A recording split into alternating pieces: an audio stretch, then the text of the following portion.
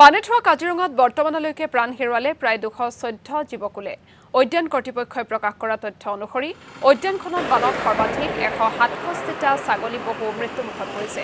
13টাকৈ গড়েও প্ৰাণ হেৰুৱালে প্ৰথমটো বানত আনহাতে উদ্ধাৰ কৰা হৈছে 155টা বন্যপ্ৰাণী বানত আক্ৰান্ত হোৱা 233টা বন শিবিৰৰ ভিতৰত 12টা শিবিৰক বাদে বাকী বন শিবিৰ এতিয়া বানমুক্ত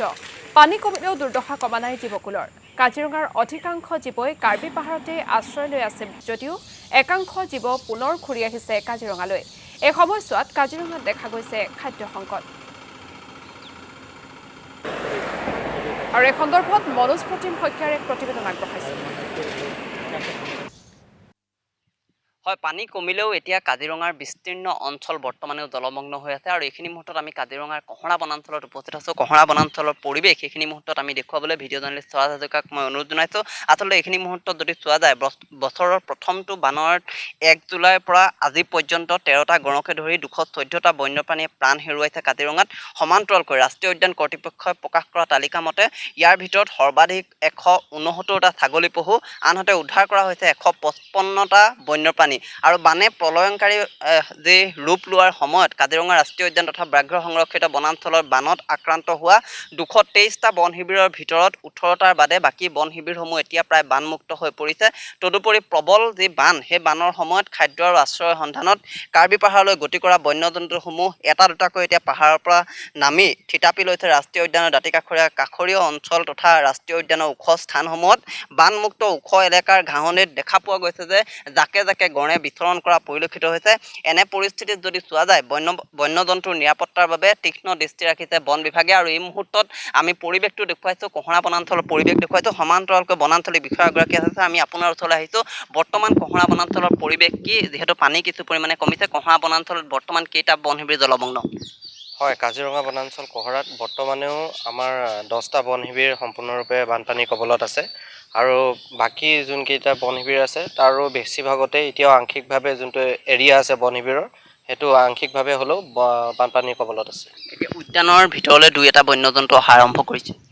হয় সেইটো এনেকুৱা ধৰণৰ আমি মুভমেণ্ট পাইছোঁ কিন্তু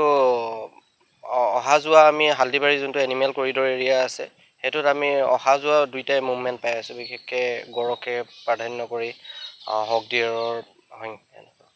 কাৰ্বি পাহাৰত আচলতে বন্যজন্তুসমূহ আশ্ৰয় লৈছে তাত বৰ্তমান কেনেধৰণৰ জন্তুসমূহ আছে বা আপোনালোকে ইতিমধ্যে ড্ৰোনৰ সহায়তো পৰীক্ষা কৰিছে হয় আমি ডেইলি ড্ৰোনৰ সহায়ত মনিটৰ কৰি থকা হৈছে গোটেই এৰিয়াটো যোনটো কাৰ্বি আংলঙৰ দাঁতিকাষৰীয়া অঞ্চল ঠিক তেনেদৰে কাৰ্বি আংলঙৰ ফৰেষ্ট ডিপাৰ্টমেণ্টেও গোটেই এৰিয়াটো দিনে নিশাই তেওঁলোকৰ ষ্টাফ দি মনিটৰ কৰি আছে আৰু আমাৰ পিনৰ পৰাও বিভাগীয় আমাৰ যোনকেইটা হাতী আছিলে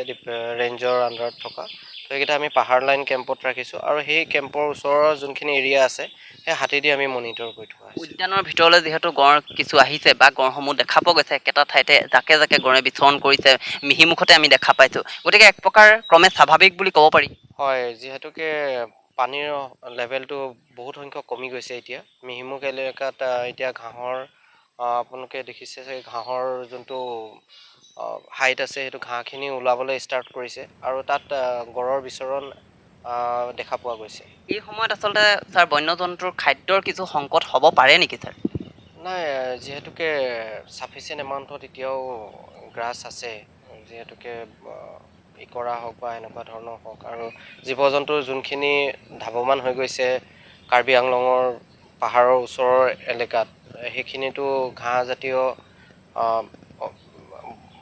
উদ্ভিদ আছে তো সেইখিনি ছাফিচিয়েণ্ট হৈ আছে হয় মনোজ প্ৰতিম শইকীয়া আপোনাক এই মুহূৰ্তত ধন্যবাদ জ্ঞাপন কৰিছোঁ আপুনি কাজিৰঙাৰ শেহতীয়া বান পৰিস্থিতি সন্দৰ্ভত জনোৱাৰ বাবে